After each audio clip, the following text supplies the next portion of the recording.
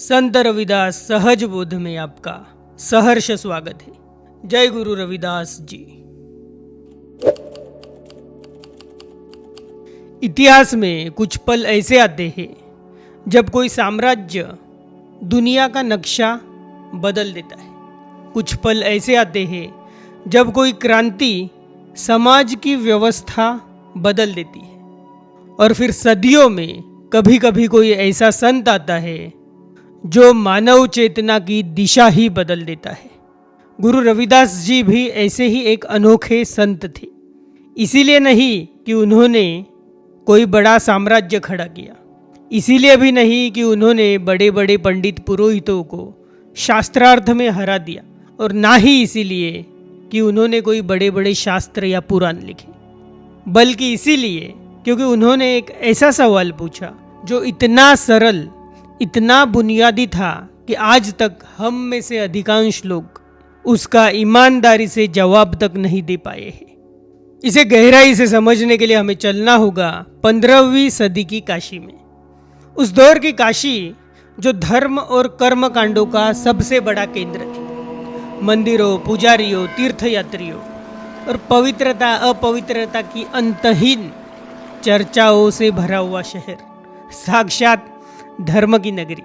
लोगों की गहरी मान्यता थी कि हफ्तों की कठिन यात्रा करके अगर पवित्र गंगा में डुबकी लगा ली जाए तो जीवन के सारे पाप धुल जाते हैं। तीर्थ यात्रा जितनी कठिन, पुण्य उतना बड़ा। कर्मकांड जितना कठोर, मोक्ष उतना नजदीक। और उस तथाकथित पवित्र शहर के बाहर एक चर्मकार बैठा करता था। निचली जाति का होने के कारण समाज उसे अपवित्र मानता था। जाति के कारण, निचली जाति का होने के कारण उसे ना मंदिरों में प्रवेश था, ना ही शिक्षा का अधिकार। उसे तो उन जगहों पर कदम रखने की भी अनुमति नहीं थी जिन्हें समाज पवित्र कहता था। लेकिन मजे की बात यह है, इसी पवित्र नगरी काशी के लोग और जो भी तीर्थयात्री यहाँ पर आते थे, वो लोग इन पवित्र जगहों को छोड़कर काशी के उस चर्मकार के पास आकर बैठे रहते थे। अब आप सोच रहे होंगे, इतनी बड़ी धर्म की नगरी और वहाँ के लोग आके बैठ रहे हैं चर्मकार के पास, ऐसा भला क्यों? ऐसा क्या मिल रहा था उन्हें इस चर्मकार की संगत में जो उन्हें पूरे काशी शहर में कहीं और नहीं मिल पा रहा था? अब आप सोच रहे होंगे, काशी धर्म की नगरी, बड़े बड़े पंडितों, पुरोहितों, विद्वानों का शहर, जहां पूरे भारत से लोग आते थे। ऐसे भव्य दिव्य शहर को छोड़कर लोग एक चर्मकार के पास आकर बैठने लगे। भला क्यों? वहां न कोई सिंहासन था, ना ही शिष्यों की भीड़, न लगातार बजती घंटियां थी, न धुएं से भरी कोई आरती। एक सादा सरल मनुष्य, चुपचाप फटा हुआ जूता सीता हुआ, उसकी आरी, सुई, धागा और मौन। लोग उस चर्मकार के पास जाते थे थके हुए और लौटते थे हल्के होकर, प्रसन्न होकर। किसी ने पूछा कि क्या हुआ, तो कहते थे हमारा मन चंगा हो गया है। काशी के एक बड़े नामचीन पंडित ने भी ये अफवाहें सुन रखी थी कि शहर के बाहर कोई एक अस्पृश्य चर्मकार रहता है और लोग उसे संत कहते हैं। उसे ये बात समझ नहीं आती थी कि ये रविदास चमड़ा सीता है, गंदा काम करता है, अपवित्र काम करता है, और लोग इसे संत क्यों कहते हैं। और इसी सवाल के साथ एक दिन उससे रहा न गया और वो गुरु रविदास जी के पास पहुंचा। वहां उसे कोई विशेष सजावट नहीं मिली, न कोई दरबार, न विशेष भक्तजन। बस वही दृश्य, एक शांत मासूम चेहरा, हाथ में चमड़ा, चलती हुई उसकी आरी और भीतर से बहती हुई प्रेम भक्ति। विद्वान की तो हंसी छूट गई, सम्मान से नहीं, अहंकार से।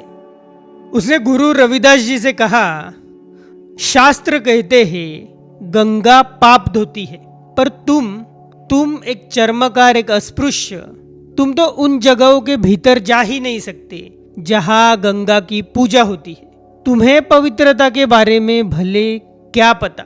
और इस पर गुरु रविदास जी, आखिर संत व्यक्ति, उनके लिए क्या बड़ा पंडित और क्या साधारण मनुष्य, सब एक समान। उन्होंने किसी भी प्रकार की बहस नहीं की, कोई शास्त्र उद्धृत नहीं किया, किसी भी प्रकार की आत्मरक्षा नहीं की। उन्होंने बस ऊपर उस पंडित की ओर देखा, हल्का सा मुस्कुराए और फिर से अपनी आरी चलाने लगे। थोड़ी देर की शांति के बाद गुरु रविदास जी ने सिर्फ एक वाक्य कहा, और वो वाक्य था, मन चंगा तो कठौती में गंगा। मन चंगा तो कठौती में गंगा। ये वाक्य हम सब ने सुना है, बहुतों ने इसे दोहराया है, पर बहुत कम लोगों ने इसका गहरा असली अर्थ हृदय से सुनने की कोशिश की है। यहाँ पे गुरु रविदास जी गंगा के विरुद्ध बोलने की कोशिश नहीं कर रहे, वे श्रद्धा का मजाक भी नहीं उड़ा रहे हैं, वो बस प्रश्न उलट रहे हैं। हमारा ध्यान हमेशा बाहर की तरफ रहता है कि कौन सी जगह पवित्र है, बाहरी कौन सी जगह पवित्र है, हमारा ध्यान हमेशा इसी पर रहता है। और संत रविदास जी यहाँ पे क्या पूछ रहे हैं, जो इस पवित्र जगह को खोज रहा है उसका मन कैसा है। जो ये सब खोज रहा है, ढूंढ रहा है, उसका मन अंदर से कैसा है। अगर भीतर का मन ईर्ष्या से भरा है, लालच, डर, क्रोध से भरा है, तुलना से भरा है, तो शरीर पानी में उतर भी जाए, सही मायने में पवित्र क्या हुआ? शरीर। लेकिन वो मन जो हर दुख की कहानी लिखता है, उसका क्या होगा? उस मन को कौन धोएगा? यहीं से सहज बोध की शुरुआत होती है।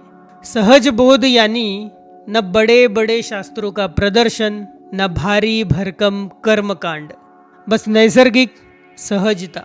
और उसी सहजता से उपजती है सजगता। अत्यंत सरल, प्रेम पूर्वक हृदय की भाषा। और यही खासियत है हमारे संतों की, सहजता से सजगता तक, प्रेम भक्ति का करुणामय संगम। अभी यहाँ पे अगर आप ध्यान से देखो तो गुरु रविदास जी गंगा को नकारते नहीं, वे इस पवित्रता की खोज की जो दिशा है वो दिशा बदल देते हैं। अब देखिए, जब मन बेचैन हो, अशांत हो, तो चाहे व्यक्ति स्वर्ग में ही क्यों न हो, वो भी एक प्रकार का बाजार जैसा लगने लगता है। और जब मन निर्मल बन जाए, इच्छाएं, कामनाएं, अतिरंजित महत्वाकांक्षाएं नजर में जहर घोलना छोड़ दे, तुलना शांत हो जाए, तब हृदय फिर से सरल हो जाता है, सहज हो जाता है, और तब हर जगह पवित्र हो जाती है। जगह इसीलिए पवित्र नहीं हुई कि हमने उस पर कोई बोर्ड लगा दिया पवित्र जगह। जगह इसलिए पवित्र होती है कि जो देख रहा है वो भीतर से बदल गया है। यही है सहज दृष्टि। जगह वही, पर देखने वाला भीतर से नया हो चुका है। और जब ये इस प्रकार का बोध घटित होता है, तब गुरु रविदास जी का एक और पद है, वो हम और गहराई से समझ पाते हैं। इसी सहज दृष्टि के साथ जब हम थोड़ा और भीतर देखते हैं, तब गुरु रविदास जी के एक और शब्द धीरे धीरे खुलने लगते हैं। और वो शब्द है, मन ही पूजा, मन ही धूप, मन ही सेऊ, सहज स्वरूप। देखिए ध्यान से, मंदिरों को नकारा नहीं जाता, उसे भीतर खोजा जाता है।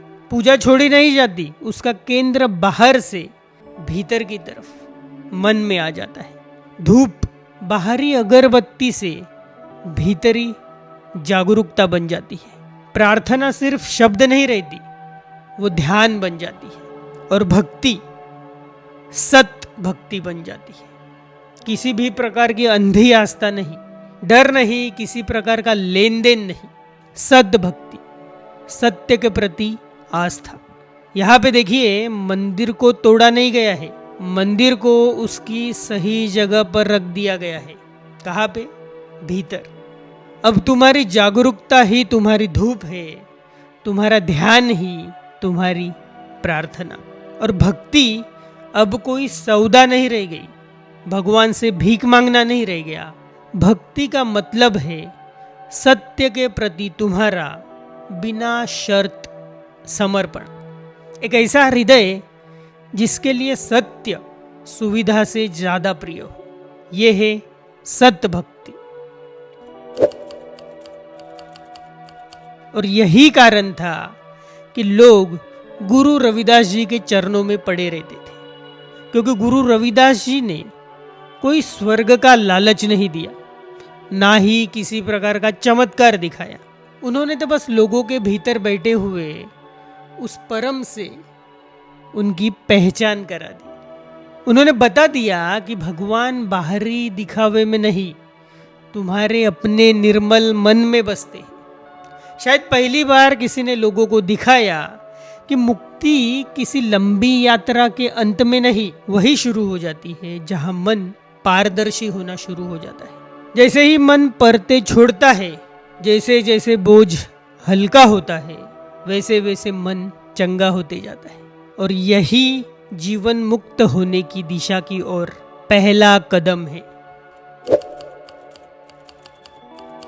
600 साल बीत चुके हैं, दुनिया बदल गई है, कपड़े बदल गए हैं, तकनीक बदल गई है, शहर बदल गए हैं, लेकिन मन आज भी वही ईर्ष्या ढोता है, वही डर, वही तुलना, वही बाहर कहाँ है समाधान, ये वाली खोज। इसीलिए गुरु रविदास जी का सवाल आज भी हमारे सामने खड़ा है, किसी नारे की तरह नहीं और न ही किसी शब्द कविता की तरह, बल्कि दर्पण आईने की तरह।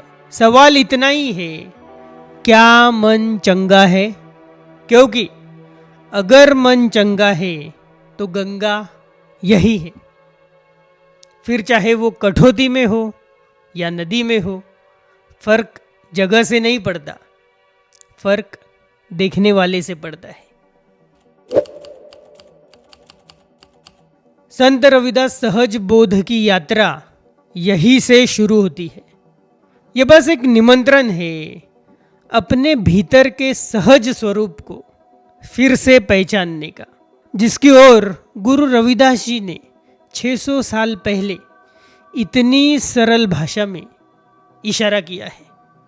प्यारे संत रविदास महाराज, आपने जो रोशनी जलाई वो आज भी बुझी नहीं है। हम उस रोशनी को आगे ले जाने की छोटी सी कोशिश कर रहे हैं। आपकी कृपा बनाए रखिए। अगर ये बात आपके भीतर कहीं पहुंची है, अगर गुरु रविदास जी की वाणी ने आपके भीतर कोई तार छेड़ा है, तो इस संगत का हिस्सा बनिए। जय गुरु रविदास जी। मन चंगा तो कठौती में गंगा, मन चंगा तो कठौती में गंगा, मन चंगा, मन चंगा तो कठौती में गंगा।